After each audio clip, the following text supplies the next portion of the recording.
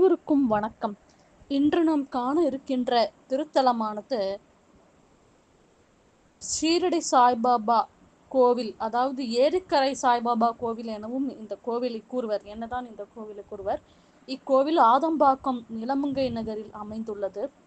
இக்கோவிலின் சிறப்பம்சம் என்னவென்று பார்த்தோமானால், இங்கே உள்ள சாய்பாபாவிற்கு நாமே பக்தர்களே அவர்களின் கையால் ஆரத்தி காட்டலாம். சாய்பாபாவிற்கு ஆரத்தி காட்டலாம். அவருடைய பாதத்தில் நாம் வீட்டிலிருந்து கொண்டு செல்கின்ற மலர்களை சாற்றலாம். பிறகு தியான மண்டபமும் சாய்பாபாவிற்கு உள்ளது.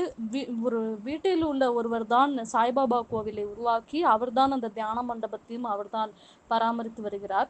சாய்பாபா கோவிலையும் அந்த மண்டபத்தையும். அந்த கோவிலுக்கு நான் பள்ளி படிக்கும் போது நான் அந்த கோவிலுக்கு சென்று வேண்டினேன். வேண்டிய வேண்டுதல் அப்படியே நிறைவேறியது. நல்லபடியாக நான் படித்து நல்லபடியாக அடுத்த நிலைக்கு 11ஆம் வகுப்பு சேருவதற்கு முன்பாக அந்த கோவிலுக்கு சென்று நான் வழிபட்டேன்.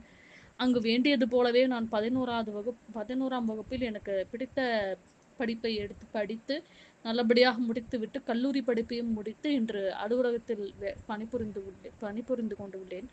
சாய்பாபாவின் அருள் என்பது மிகப்பெரிய, அதை நம்மால்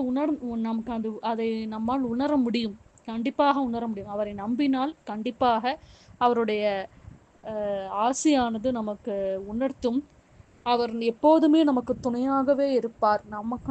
நம்மையும் நம்மை சார்ந்தவர்களையும் என்றுமே அவர் கைவிட மாட்டார்.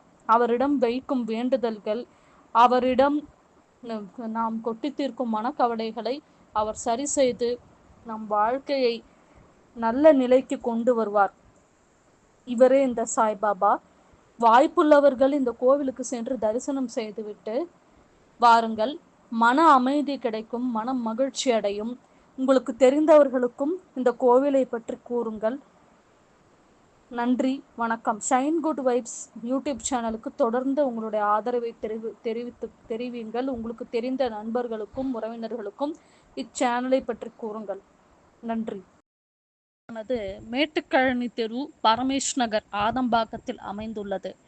கண்டிப்பாக வாய்ப்பு கிடைத்தவர்கள் கண்டிப்பாக கிடைத்த வாய்ப்பை பயன்படுத்தி இந்த நவசக்தி ஷீரடி சாய்பாபா கோவிலுக்கு சென்று பாபாவின் அருளையும் ஆசியையும் பெற்று மனமகிழ்ச்சியோடு வீடு திரும்ப